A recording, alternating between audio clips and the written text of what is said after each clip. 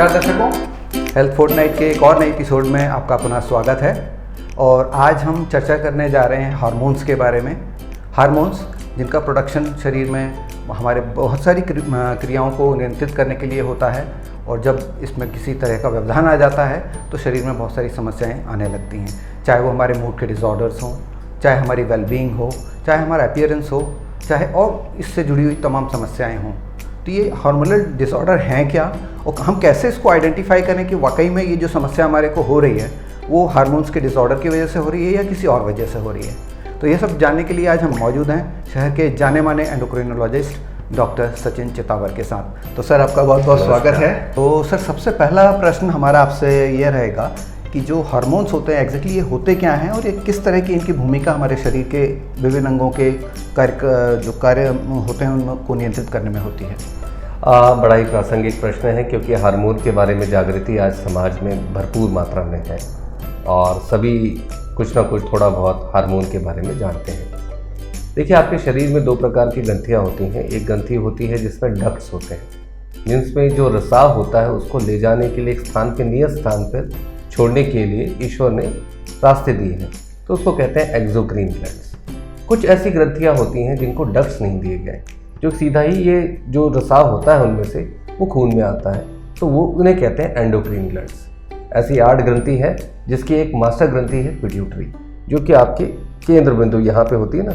इसलिए कभी कभार लोग बोलते हैं कि जो हमारे यहाँ संस्कृति में जो टीका लगाते हैं, कहीं ना कहीं वो पीनियल ग्लैंड के आसपास वो एक दिशा में वो ग्रंथि होती है, जिसको कहते हैं पिट्यूटरी। तो ये पिट्यूटरी जो है ये सभी हार्मोन्स की ग्रंथियों को नियंत्रित करती है।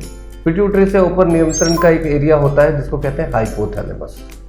और फिर जैसी ग्रंथि आएगी तो अब पिट्यूटरी से अगर TSH हार्मोन निकलता है तो उसका असर आता है इस ग्रंथि पे। यहाँ देख रहे हैं ना दर्शकों आप, ये तितली जैसी जो ग्रंथि बनी हुई है गर्दन में, वो है थायराइड की ग्रंथि। और थायराइड की ग्रंथि से फिर रिसाव होता है T3 और T4 नाम के हार्मोन का। तो जैसे ये T3 T4 हार्मोन बढ़ता है तो ऊपर दिमाग में मास्टर ग्रंथि पे मैसेज जाता है कि TSH को कम करो। वैसे ही आपने देखा होगा, आपको जब थायराइड हार्मोन की कमी होती है तो मैसेज जाता है कि T3 T4 कम हो गया है, तो TSH बढ़ जाता है। इसलिए बहुत से हमारे दर्शक जो लीवोथायरोक्सिन की गोली खा रहे हैं उनको समझ में आएगा कि TSH क्यों बढ़ता है जी। तो ऐसे ही ये जब ग्रंथि मास्टर ग्रंथि में ACTH नाम का हार्मोन निकलता है तो वो एड्रिनल नाम की ग्रंथि गुर्दे के ऊपर होती है, 2 छोटी छोटी ग्रंथियाँ, जिसको एड्रिनल ग्रंथि कहते हैं, तो उसको नियंत्रित करता है। वहाँ से कॉर्टिसोल नाम का हार्मोन निकलता है। तो ये कॉर्टिसोल जो है वो आपके शरीर के ब्लड प्रेशर को, आपका जो आप कहीं अचानक से टेंशन में आ जाते हैं, तनाव में आ जाते हैं, तो जो परिवर्तन होते हैं वो सारी चीज़ें इस एड्रिनल नाम की ग्रंथि से होता है। फिर यही मास्टर ग्रंथि से आपका जो LH FSH नाम के हार्मोन्स निकलते हैं, तो वो आप नीचे अंडकोश में, पुरुषों में अंडकोश में, महिलाओं में ओवरीज में असर दिखाते हैं। तो वहाँ से जो आपका जेनाइटल ट्रैक्ट है, आपका जो बेसिकली आपका जो प्रजनन संबंधित प्रक्रिया है उसको नियंत्रित करते हैं। वैसे ही आपकी पैंक्रियास नाम की ग्रंथि है, पैंक्रियास नाम की ग्रंथि से इंसुलिन बनता है। और ये जो थायराइड की ग्रंथि है, इसके पीछे छोटी छोटी 4 ग्रंथियाँ होती हैं, उसको हम कहते हैं पैराथायराइड नाम की ग्रंथि। तो ये जो 4 पैराथायराइड है ना, आपको आश्चर्य होगा, ये शरीर की सारी हड्डियों की जो स्वास्थ्य है, कैल्शियम और इसकी मात्रा को नियंत्रित करते हैं। तो इस प्रकार की जो ग्रंथियां हैं ये हार्मोनल ग्रंथियां हैं, और ये जीवन में आपको बैलेंस बनाती हैं, जो मेटाबॉलिज्म को नियंत्रित करने के लिए ज़रूरी है। इसको कहते हैं चयापचय। मेटाबॉलिज्म जो है वो इन्हीं ग्रंथियों से नियंत्रित होता है, इन्हीं से आपका प्रजनन क्षमता, बाकी चीज़ें नियंत्रित होती हैं, इन्हीं चीज़ों से शरीर की गर्मी नियंत्रित होती है, ब्लड प्रेशर नियंत्रित होता है। तो ये जो ग्रंथियां हैं ये आपके जीवन में बहुत ही महत्वपूर्ण योगदान प्रदान करती हैं। जी जी डॉक्टर साहब, आपने बहुत ही सरल शब्दों में हमारे दर्शकों को ये बता दिया कि कैसे हार्मोन्स कहाँ कहाँ बैठे हुए हैं हमारे शरीर में, और किस तरह से उनका रिसाव और उनके मैनेजमेंट की वजह से हमारे शरीर के विभिन्न अंग सही तरीके से काम कर पाते हैं। तो डॉक्टर साहब, ये जानना चाहेंगे, जैसे आपने इसकी भूमिका में ये तो हमें बता दिया कि इनकी रोल क्या होते हैं, लेकिन जब भूमिका बिगड़ती है इनकी, जब हार्मोन्स में कुछ डिसऑर्डर आता है, तो किस तरह की समस्याएं चाहे महिलाएं हों चाहे पुरुष हों उनमें देखने में आती हैं? थोड़ा सा हमारे दर्शकों को इस बारे में एनलाइटन कीजिए। देखिए, हार्मोन के बारे में बात करनी है तो सबसे ज़्यादा है कि यह मान लीजिए आपके एड्रिनल नाम की ग्रंथि में TB हो गया, जो कि TB हिंदुस्तान में बहुत कॉमन है। तो क्या होगा कि आपको जब इस हार्मोन की आवश्यकता होगी तो अगर इसकी कमी हो गई और वो हार्मोन नहीं मिल रहा है तो शुगर कम होने लग जाएगा, ब्लड प्रेशर कम होने लग जाएगा, आप खड़े होंगे तो चक्कर आने लग जाएगा। अब जो हार्मोन की कमी है, मैंने बताया कि पिट्यूटरी ज़्यादा हार्मोन बनाने लगती है, अगर वो स्थान पे हार्मोन कम बनता है तो ACTH खूब बढ़ जाएगा, तो आप काले होने लग जाएंगे। बहुत से ऐसे पेशेंट हैं जिनको सालों साल ये डायग्नोसिस बन ही नहीं पाता कि उनको एड्रिनल इनसफिशिएंसी है, जो कि एक जानलेवा स्थिति है। उस समय हमें तुरंत स्टेरॉइड देना होता है और पेशेंट ठीक हो जाता है। वैसे ही अगर पैंक्रियाज की ग्रंथि में परेशानी हो गई तो आपको मालूम ही है, इंसुलिन की कमी से आपको डायबिटीज़ हो जाती है। तो डायबिटीज़ के बारे में, मधुमेह के बारे में तो जागरूकता काफ़ी है, तो उससे ज़्यादा नहीं बात करेंगे। वैसे थायराइड की ग्रंथि की कमी हो जाती है, हार्मोन की कमी हो गई तो हाइपोथायराइडिज्म हो गया, हार्मोन की अधिकता हो गई तो हाइपरथायराइडिज्म हो गया। अगर प्रजनन संबंधित गोनैड्स में प्रॉब्लम आ जाती है, जैसे टेस्टिस में प्रॉब्लम आ गई या ओवरी में प्रॉब्लम आ गई, या ऊपर दिमागी तरंगे आपकी नहीं आ रही हैं जितनी आनी चाहिए, समय पे नहीं आ रही, जिसको हम प्रौढ़ावस्था कहते हैं, प्यूबर्टी, तो क्या होगा, पता चला डिलेड प्यूबर्टी का केस हो गया। लड़का है तो उसको दाढ़ी मूछ नहीं आई, लड़की है उसको माहवारी नहीं आ रही, तो ये सब हार्मोन से ही नियंत्रित होता है। और सबसे बड़ी बात है कि कभी कभार आपने देखा होगा बहुत समय जिनका मेनोपॉज हो जाता है, प्राकृतिक अवस्था है, तो हड्डियां कमज़ोर होने लगती हैं। थोड़ा सा कुछ ट्रॉमा हुआ, चोट लगी, हड्डी टूट गई, तो वो ऑस्टियोपोरोसिस कहलाता है। तो ये हड्डी की भी जो सुदृढ़ता है उसको भी पैराथायराइड ग्लैंड नियंत्रित करती है, विटामिन डी नाम का हार्मोन नियंत्रित करता है। तो ये सब चीज़ें जो हैं हमको कहीं ना कहीं इस पर ध्यान देना होगा। जी, तो डॉक्टर साहब आपने ये बता दिया कि जो हार्मोन्स जिन जिन अंगों में जाकर के अपना काम करते हैं और दिखाते हैं, और अगर उनमें किसी तरह के डिसऑर्डर आते हैं तो किस किस तरह की समस्याएं होती हैं। तो ये बताएंगे डॉक्टर साहब कि जो हार्मोनल डिसऑर्डर्स हैं वो कैसे किसी दूसरे डिसऑर्डर की वजह से होने वाले मालफंक्शंस को आप आइडेंटिफाई करेंगे, या कैसे वो अलग होते हैं? देखिए, हार्मोन के बारे में एक बड़ी बात प्रचलित है कि अगर आपने सही डायग्नोसिस बनाया तो ये सिस्टम जो एंडोक्रीन सिस्टम है, इसका चमत्कार ये है कि बिल्कुल 100% मरीज ठीक हो जाता है। थायराइड हार्मोन की कमी अगर हमने पता करी और थायराइड हार्मोन हम सप्लीमेंट करते हैं तो एक सामान्य आदमी और हाइपोथायराइड इंसान में जो ट्रीटमेंट ले रहा है उसमें कोई अंतर नहीं होता। वैसे ही जेनिटल ट्रैक्ट और प्रजनन संबंधित हार्मोन्स के साथ भी है, वैसे ही कॉर्टिसोल के साथ भी है। अब कैसे पहचानेंगे? जैसे मैंने आपको बताया एड्रिनल इनसफिशिएंसी का, कि हाथ पैर जो सन एक्सपोज एरियाज हैं वो काले होने लगते हैं, ज़बान काली होने लगती है, भूख कम लगती है, छोटी छोटी बातों में चक्कर आने लगता है, और खड़े होते हैं तो एकदम से चक्कर जैसा महसूस होता है। तो ये कॉर्टिसोल की कमी हो सकती है। पर क्या होता है कि सामान्य में आपको कॉर्टिसोल की कमी के बारे में नहीं सोचना है, ये तो आपके डॉक्टर को विवेचना करनी है, क्योंकि किसी को डिहाइड्रेशन होगा, दस्त लगेंगे, वहाँ भी ये स्थिति बन सकती है। वैसे ही थायराइड के बारे में आपको मालूम ही है कि थायराइड हार्मोन की कमी होगी तो आदमी सुस्त होने लगता है, कब्जियत होने लगती है, उसे बाल थोड़े बहुत झड़ते हैं, चेहरा थोड़ा सा फूला फूला लगने लगता है, और कुछ हर बात के लिए आपका जो एटीट्यूड है वो स्लो हो जाता है। वैसे ही अगर हार्मोन की अधिकता हो गई तो होता है ना, गैस की आंच, चूल्हे की आंच जो एकदम ऊपर जब कर देते हैं तो खाना गर्म जल्दी जल्दी होता है और जलने लगता है। वैसी परिस्थिति निर्मित होती है, आदमी दुबला होने लगता है, उसकी ग्रंथि बड़ी होने लगती है, और एक स्थान पे वो स्थिर होकर नहीं बैठ पाता, नींद कम हो जाती है और शुगर भी बढ़ने लगता है। तो ये जो हो गया थायराइड का प्रॉब्लम। अब बाकी ग्रंथियों में ऐसा है कि अगर पैराथायराइड संबंधित परेशानी है तो हड्डियां कमज़ोर होने लगती हैं। बहुत सारे हमारे ऐसे पेशेंट्स आते हैं कि जो बिल्कुल बिस्तर पे आते हैं, उनके हाथ पैर देखो तो आपको, जब हम एक्सरे करते हैं तो बहुत सारे फ्रैक्चर दिखते हैं।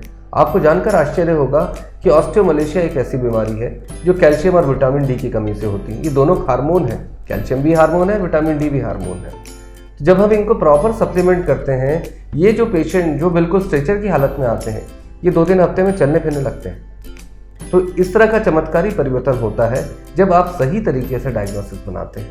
तो इसकी विवेचना के लिए ज़रूरी है कि आप एक एंडोक्राइनोलॉजिस्ट यानी हार्मोन रोग विशेषज्ञ को दिखाएं, और वो अच्छे इंस्टीट्यूट से उनकी अगर पारंगतता है तो मान के चलें कि आपको बहुत ही अच्छा लाभ मिलेगा। जी, तो डॉक्टर साहब आपने ये बहुत अच्छी जानकारी दी दर्शकों को कि अगर आपको किसी तरह के एंडोक्राइनोलॉजिस्ट की ज़रूरत है तो आपको ज़रूर उन तक अप्रोच करना चाहिए। मैनी टाइम्स आप बहुत सारे प्रयोग करते रहते हैं और जिसकी वजह से आप काफ़ी बीमारी को अपना बढ़ा लेते हैं।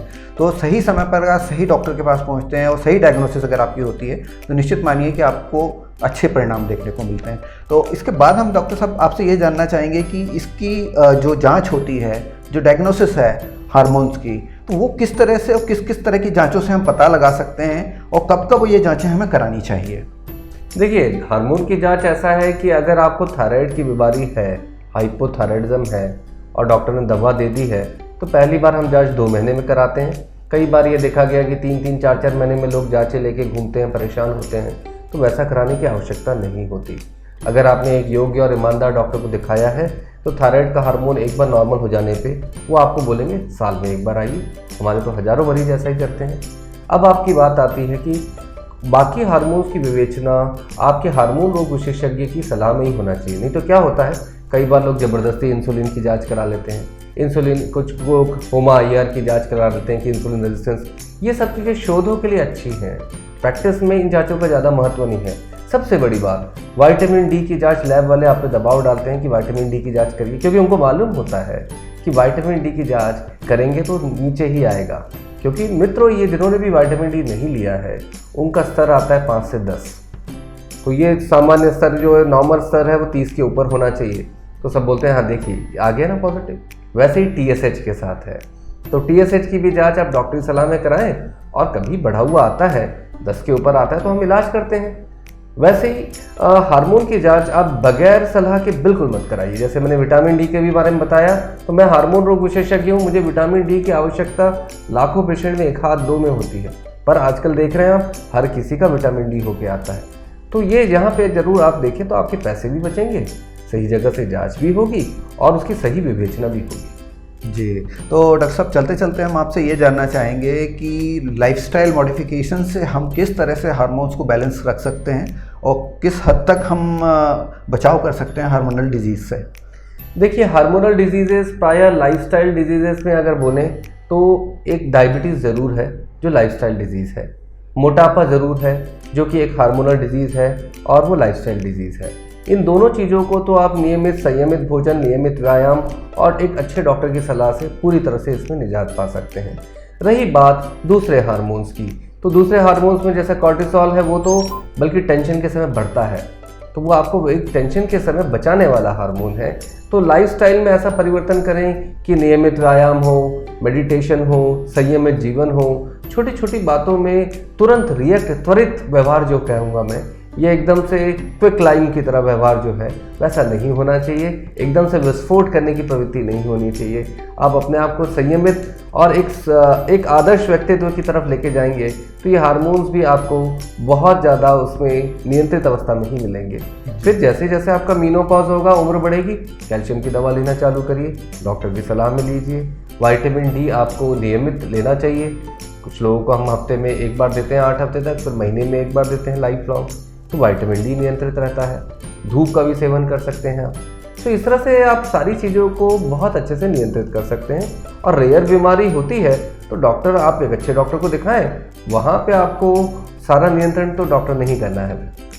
जी, तो डॉक्टर साहब एक प्रश्न और आ गया है अभी चलने के पहले मेरे दिमाग में। जैसा कि आपने बताया था कि डायबिटीज़ और एक और आपने अन्य रोग बताया जिसमें कि आपकी जो लाइफस्टाइल है वो रिस्पॉन्सिबल होती है, लेकिन क्या हार्मोनल डिजीज़ का कोई हेरिडिटी से भी लेना देना है, आनुवंशिकी से भी लेना देना है? क्योंकि अगर मेरे पेरेंट्स को या मेरे मामा पक्ष में अगर है वो, तो क्या मुझे भी वो समस्या हो सकती है? अच्छा प्रश्न है। देखिए, क्या होता है कि हार्मोन की कुछ बीमारियां जिनके बारे में आम जनता को जागृति नहीं है, जैसे कुछ मास्टर ग्रंथि से संबंधित कुछ बीमारियां, कुछ प्रकार स्पेशल जीन्स होते हैं, उनका एक्सप्रेशन ना होने के कारण मास्टर ग्रंथि के 2-3 हार्मोन नहीं बनते, तो वहाँ पे एक वो सिंड्रोमिक कारण बन जाता है। वैसे ही आपकी अन्य ग्रंथियों में, जैसे कैल्शियम से संबंधित ग्रंथि में, पैराथायराइड से संबंधित ग्रंथि में भी आनुवंशिक बीमारी होती है जिसके कारण हार्मोन की कमी या अधिकता मिल सकती है। कुछ ऐसी बीमारियां भी हैं जहाँ पे एक हार्मोन की ग्रंथि नहीं, पैराथायराइड भी, पैंक्रियाज भी, एड्रिनल ग्रंथि भी, पिट्यूटरी भी, सब चीज़ें इन्वॉल्व होते हैं जिनको सिंड्रोमिक डिसऑर्डर्स कहते हैं। तो इन सिंड्रोमिक डिसऑर्डर्स को आपके हार्मोन के डॉक्टर बहुत अच्छे से पहचानते हैं। वहाँ पे ज़रूर परिवार में बहुत सारी लोगों को ऐसा हो सकता है कि ऑटोसोमल डोमिनेंट हो या ऑटोसोमल रिसेसिव हो, तो वहाँ पे एक अच्छे हार्मोन रोग विशेषज्ञ की सलाह लीजिए। और ये बीमारियाँ हम बहुत अच्छे से अगर पकड़ लेते हैं तो आने वाली जनरेशन को उसका बहुत लाभ मिलता है। जी, तो डॉक्टर साहब बहुत बहुत धन्यवाद इन जानकारियों के लिए। और दर्शकों, जैसा कि डॉक्टर साहब ने बताया कि हार्मोनल डिसऑर्डर्स जो हैं इनको हम 100% क्योर भी कर सकते हैं, बशर्ते कि उनकी टाइमली हम डायग्नोसिस कर पाएँ और डॉक्टर साहब ने एक चीज़ और अच्छी बताई है कि कई बार हम लोग अपने मन से अपनी स्वचिकित्सा करने लगते हैं या जाकर के जांचें करा लेते हैं और बिना सोचे समझे अपनी ही मर्जी से इलाज शुरू करते हैं। तो इसको अवॉइड कीजिए, हमेशा एक विशेषज्ञ डॉक्टर की सलाह लीजिए ताकि आप जो आपकी स्वास्थ्य की स्थिति है वो बेहतर हो सके और आपको आने वाले समय में किसी तरह की दिक्कतों का सामना ना करना पड़े। इस एपिसोड को हम यहीं समाप्त करते हैं। यदि हार्मोन से जुड़े हुए आपके कोई और प्रश्न होते हैं तो आप हमारे कमेंट बॉक्स में लिख के भेज सकते हैं। तो अगले एपिसोड में हम कोशिश करेंगे कि डॉक्टर साहब से आपके प्रश्नों के जवाब लें। आज का एपिसोड हम यहीं समाप्त करते हैं। बहुत बहुत धन्यवाद। धन्यवाद डॉक्टर साहब। Thank you.